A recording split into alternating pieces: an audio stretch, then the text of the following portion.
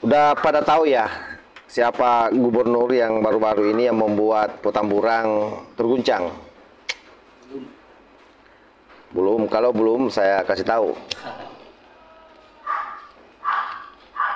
Jadi ada satu video yang menarik baru-baru ini pada saat Deddy Mulyadi Gubernur Jawa Barat yang terpilih itu mendapatkan anugerah dari para pengacara ya yang dipimpin oleh Wamen Hukum, siapa lagi namanya ini, yang dipimpin oleh Otto Hasibuan. Itu kan Deddy Mulyadi rupanya dijadikan sebagai anggota kehormatan.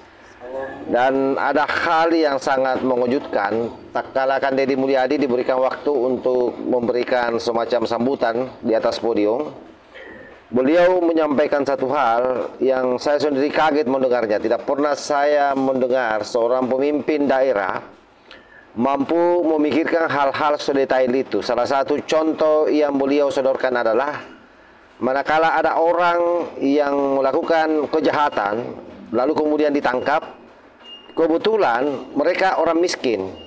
Dan Deddy Mulyadi sampai berpikir seperti apa kehidupan orang tuanya kalau misalnya anaknya yang ditangkap, atau seperti apa kehidupan istrinya dan anak-anaknya. Nah, ini luar biasa. Karena itu saya kira siapapun yang menonton video ini, terutama saya kira klan Petamburan, itu pasti akan sangat kaget menonton gagasan-gagasan besar yang dimiliki oleh Kang Deddy Mulyadi yang tidak saja omon-omon, tapi ternyata pada saat menjadi bupati hal tersebut dia sudah lakukan. Saya kemarin bicara dengan salah seorang pejabat di kepolisian. Saya punya ide begini.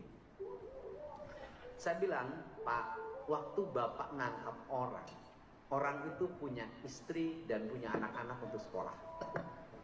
Maka yang stres itu ada 3. 1, yang ditangkap, 2 istrinya, ketiga anak-anaknya. Kalau itu yang ditangkap itu kasus kejahatan, kemudian atau kriminal, itu orang kaya mungkin gak ada problem. Dia bisa ada pengacara pendamping. Mungkin gak ada problem. Anak-anaknya tetap sekolah. Paling hanya malu karena dibully di sekolah. Istrinya masih bisa makan, masih bisa ke salon. Pertanyaannya adalah, ketika yang ditangkap itu masyarakat miskin dan dia mencuri atau melakukan kejahatan untuk menutupi kemiskinannya, maka itu bencana sosial.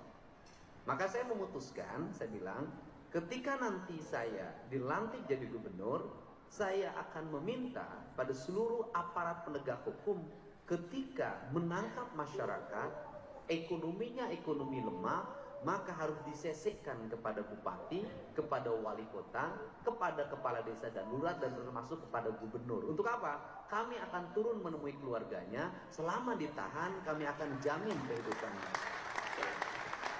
Ini problem. Sehingga saya katakan bisa jadi suaminya ditangkap, istrinya jadi PSK. Bisa jadi suaminya ditangkap, anaknya itu jual diri. Kenapa? Untuk menutupi rasa lapar dalam dirinya. Ini problem kemiskinan yang akan timbul karena proses hukum. Untuk itu negara harus hadir menyelesaikan. Maka saya punya pengalaman betul. Ketika saya dulu jadi bupati, setiap orang yang keluar dari penjara maka harus datang ke kantor saya. Kenapa? Karena dia ketika pulang, 1, istrinya bisa jadi sudah kawin lagi. Yang kedua, bisa jadi keluarganya tidak menerima. Yang ketiga, kalau di LP dia dikasih makan, di rumah belum tentu dia mendapatkan makan. Maka negara harus memberikan rasa terang ketika dia keluar dari penjara. Ini problemnya. Sehingga saya pikir Pak Wamenko ini bisa mendorong gagasan baru. Kita bukan hanya sibuk di beras, kita bukan hanya sibuk di bantuan subsidi BBM, tetapi di sebuah negara seperti Indonesia kita harus sibuk dengan apa? Dengan problem sosial. Tadi pagi ibunya dari salah satu terpidana seumur hidup, Sudirman, meninggal dunia.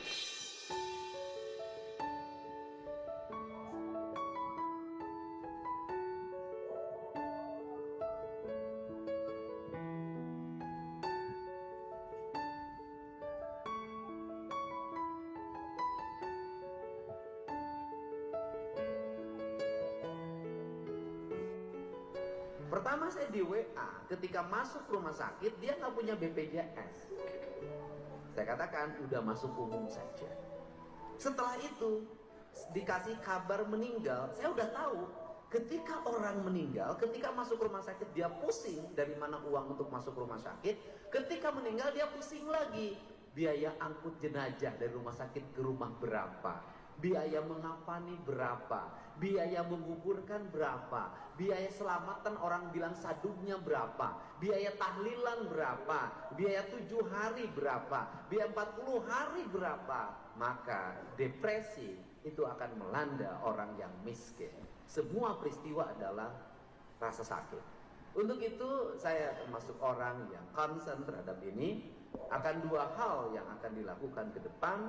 Yang pertama, perlindungan orang dari aspek asas praduga tak bersalah bagi masyarakat miskin yang mengalami proses penangkapan atau tuntutan pidana atau tuntutan perdata dari sebuah hal yang dihadapi. Yang kedua adalah memberikan perlindungan hukum bagi seluruh warga agar dia tenang. Kasus Cianjur itu juga sama. Ketika keluarganya ditahan, suaminya ditahan, istri dan anak-anaknya bagaimana? Sehingga saya waktu itu memutuskan, sudahlah sampai keluar dari tahanan keluarganya saya jamin kehidupannya. Ini banyak kasus seperti ini. Yang berikutnya adalah kasus yang paling menonjol hari ini foto adalah hak atas tanah. Hari ini memang investasi berjalan, tetapi di balik itu juga banyak orang yang hari ini mengatasnamakan investasi, kemudian dia mendapat hak guna usaha dari negara atas tanah yang dimiliki dan dikuasai oleh negara, kemudian menggusur orang-orang yang sudah puluhan tahun tinggal di sana. Itu juga problem baru lagi. Kenapa? Ketika mereka digusur dari tempat tinggalnya, mereka harus pergi kemana? Di situ bernegara berlaku tidak adil. Orang yang baru datang mendapat hak pengelolaan, orang yang puluhan tahun tinggal di sana terusir. Ini problem, mungkin bukan hanya di Jawa Barat, di berbagai tempat. Untuk itu mudah-mudahan pertemuan hari ini kita bisa memberikan jalan yang terbaik bagi upaya membangun rasa keadilan di masyarakat. Dan saya, walaupun hak hakim adalah hak yang mandiri, hak yang independen, atau hak otonom yang tidak bisa diintervensi siapapun, tapi saya yakin doa Pak Oto bisa segera putusan Mahkamah Agung terhadap 7 terpidana segera turun dan mudah-mudahan bebas. Karena publik selalu bertanya pada saya, Kang Deddy Mulyadi sudah jadi gubernur, ai pembunuh pina irarek bebas. Nah ini saya bilang itu kan hakim bukan saya.